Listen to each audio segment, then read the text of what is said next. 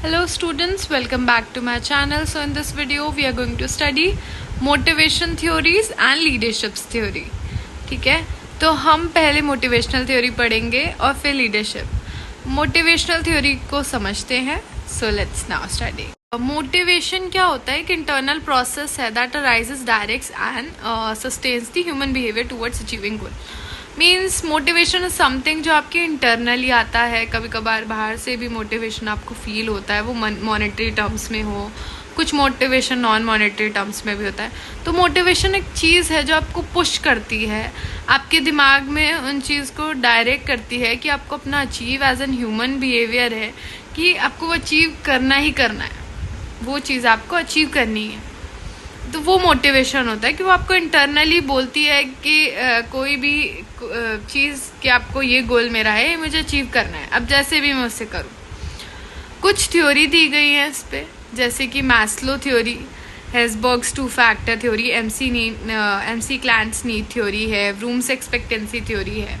हम इन चारों थ्योरीज को पढ़ेंगे. एक और थ्योरी भी होती है, वो है इक्विटी थ्योरी जो एडम्स ने दी है, इसे भी पढ़ेंगे और इनसे देखेंगे कि मोटिवेशन कितना एक as an individual, as an employ work करता है.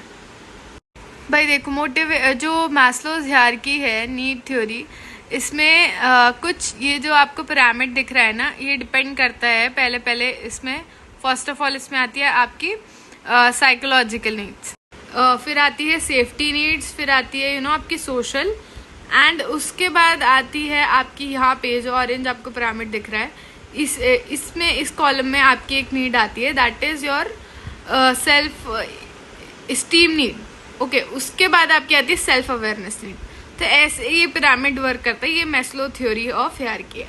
अब इसके की पॉइंट्स क्या है मैस्लो थ्योरी ऑफ की? Human needs arrange in an hierarchy order, कि एक ह्यूमन की basic to higher level needs क्या होती है. Need at a lower level must be reasonably satisfied before it becomes active.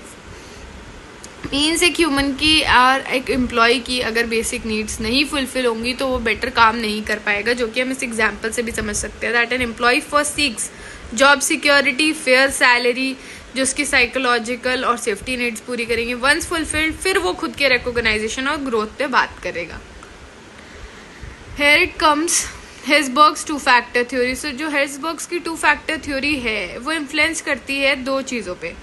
ठीक है, दैट इज बाय देखो, हेज़बर्ग वो स्कॉलर हैं जिन्होंने ये 2 फैक्टर थ्योरी दी है, तो उसे हम नाम ही दे दिया गया है कि हेज़बर्ग्स 2 factor theory. Hygiene and motivation factors, 2 factors हैं जो इन्फ्लुएंस करते हैं मोटिवेशन को, हाइजीन और motivation factor. Hygiene means prevent the dissatisfaction and motivation create satisfaction. Hygiene means जो भी जहाँ पे एक एम्प्लॉय काम कर रहा है उसके प्रॉपर हाइजीन का, उसे अच्छी सैलरी देना, उसके लिए बेटर इन्वायरमेंट देना, वो हाइजीन फैक्टर्स आ गए. मोटिवेशन में आ गया उसे रिकॉग्नाइज करना, उसको इंक्रीमेंट देना. तो तब वो जॉब सेटिस्फैक्शन और डिससेटिस्फैक्शन एक तरीके से आप समझ लो इसमें हेज़बर्ग की थ्योरी में आता है. Now McClelland's need theory. McClelland's need theory में क्या है? 3 तरीके की नीड पर वो बात करता है. कौन सी 3 तरीके की नीड्स? पहली है नीड फॉर अचीवमेंट, दूसरी need for power, need for affiliation. तो एक एम्प्लॉय, देखो यहाँ पे एक एग्जाम्पल भी दिया है कि एक entrepreneur within hierarchy needs take challenge and wants to excel in a business. कि पहले वो उससे कुछ ना कुछ अचीव करना है, फिर उससे पावर चाहिए, फिर लोगों से इस चीज़ का एफिलिएशन चाहिए. तो ये इस तरीके से ये नीड्स वर्क करती हैं. ये एमसी क्लैंट्स नीड की थ्योरी है. Then Vroom's expectancy theory. Motivation depends on the expectation. ठीक है, कि आपका एफर्ट कितना था, फिर क्या परफॉर्मेंस आई, उससे आपको क्या रिवॉर्ड मिला. ये रूम्स एक्सपेक्टेंसी थ्योरी मिलती है कि कहती है कि मोटिवेशन डिपेंड करता है आपकी एक्सपेक्टेशंस पे, कि कितना आउटकम निकल के आया और आपने खुद के कितने एफर्ट डाले थे. Then equity theory by the Adams.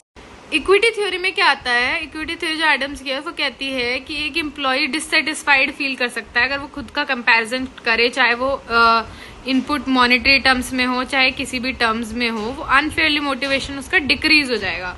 Increase करने के लिए चीज़ों को फेयरली रखना बहुत ज़रूरी है. Thank you. Follow for more.